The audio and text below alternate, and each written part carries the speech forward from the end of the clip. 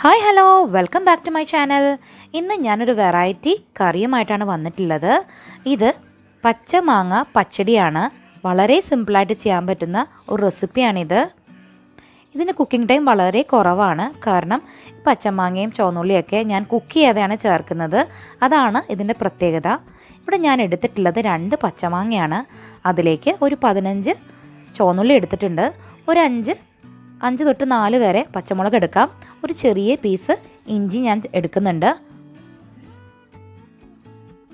പച്ചമാങ്ങ നല്ല പുളിയുള്ള മാങ്ങയാണെങ്കിൽ നമുക്ക് ഒരെണ്ണം മതിയായിരിക്കും. ഇത് അത്ര പുളിയൊന്നുമില്ല. അതാണ് ഞാൻ 2 മാങ്ങ എടുത്തിട്ടുണ്ട്. നന്നായിട്ട് കട്ട് ചെയ്തിട്ടുണ്ട്. ഇതിനെ ചെറുതായിട്ട് പൊടിച്ചെടുക്കാൻ പോവാണ്. നമുക്ക് ചെറിയ ബൗളിൽ, മിക്സിയുടെ ചെറിയ ബൗളിലിട്ടാണ് ഞാൻ പൊടിച്ചെടുക്കുന്നത്. അപ്പോൾ ആദ്യം തന്നെ കുറേ ഇട്ടിട്ട് പൊടിച്ചെടുക്കാൻ പറ്റില്ല, അരഞ്ഞു പോവും. നമുക്ക് ചെറിയ ചെറിയ കഷ്ണങ്ങളായിട്ട് കിട്ടാൻ പാകത്തിന് പൊടിച്ചെടുക്കാം. പച്ചമാങ്ങ 2-3 പ്രാവശ്യമായിട്ട് ഞാൻ പൊടിച്ചെടുത്ത് വെച്ചിട്ടുണ്ട്.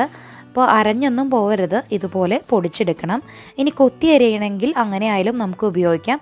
അതുപോലെ ഗ്രേറ്ററിൽ ഗ്രേറ്റ് ചെയ്തിട്ട് നമുക്ക് ഈ പച്ചടി ഉണ്ടാക്കാൻ പറ്റും കേട്ടോ.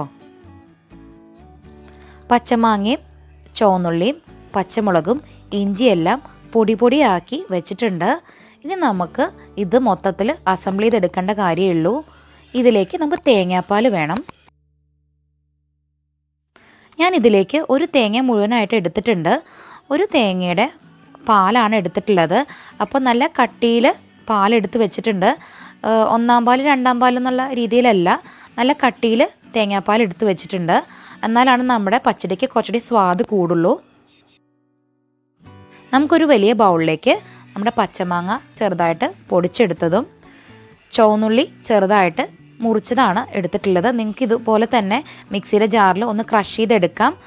അപ്പോൾ വല്ലാതെ അങ്ങ് പൊടിഞ്ഞു പോവും. എനിക്ക് കുറച്ച് കടിക്കാൻ പാകത്തിന് കിട്ടാൻ വേണ്ടിയിട്ടാണ് ഞാൻ അരിഞ്ഞ് വെച്ചിട്ടുള്ളത്. അതിലേക്ക് പൊടിയായിട്ട് അരിഞ്ഞ ഇഞ്ചി ചേർത്ത് കൊടുത്തിട്ടുണ്ട്. അതുപോലെ പൊടിയായിട്ട് അരിഞ്ഞിട്ടുള്ള പച്ചമുളകും ചേർത്ത് കൊടുത്തിട്ടുണ്ട്. പച്ചമുളകിൻ്റെ അളവ് നമുക്ക് കൂട്ടുകയും കുറയ്ക്കുകയൊക്കെ ചെയ്യാം. ഇനി പച്ചമാങ്ങ ഒരുപാട് പുളിയുള്ളതാണെങ്കിൽ ഇതുപോലെ പൊടിച്ചെടുത്തിട്ട് നമുക്കതൊന്ന് പിഴിഞ്ഞ് അതിൻ്റെ പുളി ഒന്ന് കുറച്ചെടുക്കാൻ പറ്റും. ഇതിലേക്ക് ഞാൻ പാകത്തിന് ഉപ്പും കൂടി ചേർത്ത് മിക്സ് ചെയ്ത് വെക്കുവാണ്. ഇതിലേക്ക് കുറച്ച് കറിവേപ്പിലയും ചേർത്ത് കൊടുക്കുന്നുണ്ട്. ഇതുപോലെ തന്നെ കഴിക്കാൻ ഭയങ്കര ടേസ്റ്റാട്ടോ. തേങ്ങാപ്പാൽ ഒഴിക്കുന്നതിന് മുൻപ് തന്നെ ഭയങ്കര ടേസ്റ്റാണ് ഇതിന്. ഞാനിതിലേക്ക് നമ്മൾ കട്ടിയിൽ എടുത്ത് വെച്ചിട്ടുള്ള തേങ്ങാപ്പാൽ ചേർത്ത് കൊടുക്കുകയാണ്. നിങ്ങൾക്ക് കാണാൻ പറ്റും നല്ല കട്ടിയുള്ള പാല് തന്നെയാണ് എടുത്തിട്ടുള്ളത്. അപ്പോഴാണ് നമ്മുടെ പച്ചടിക്ക് നല്ല സ്വാദ് ഉണ്ടാവുക. ഇനി നമുക്ക് ചെറുതായിട്ട് കട്ടി കുറയ്ക്കണമെങ്കിലും കുഴപ്പമൊന്നുമില്ല. പക്ഷേ നല്ല കട്ടി തേങ്ങാപ്പാലിലാണ് ഈ ഒരു പച്ചടിക്ക് ശരിക്കും ഒരു ടേസ്റ്റ് ഉണ്ടാവുക. അപ്പോൾ നമുക്ക് കുക്കിംഗ് ഒന്നും തന്നെ ഇല്ല, നമ്മുടെ പച്ചടി ഇവിടെ റെഡിയാണ്. ഇനി ഇതുപോലെയാണ് കഴിക്കാൻ ഇഷ്ടമെങ്കിൽ ഇങ്ങനെ തന്നെ സെർവ് ചെയ്യാം. ഉപ്പെല്ലാം നോക്കി നമുക്ക് ഇതൊന്ന് സെർവ് ചെയ്ത് കൊടുക്കാം. ഞാൻ ഇതിലേക്ക് കുറച്ച് കടുക് പൊട്ടിച്ച് ചേർക്കുന്നുണ്ട്, ഒരു ചെറിയൊരു ഫ്ലേവറിന് വേണ്ടിയിട്ട്.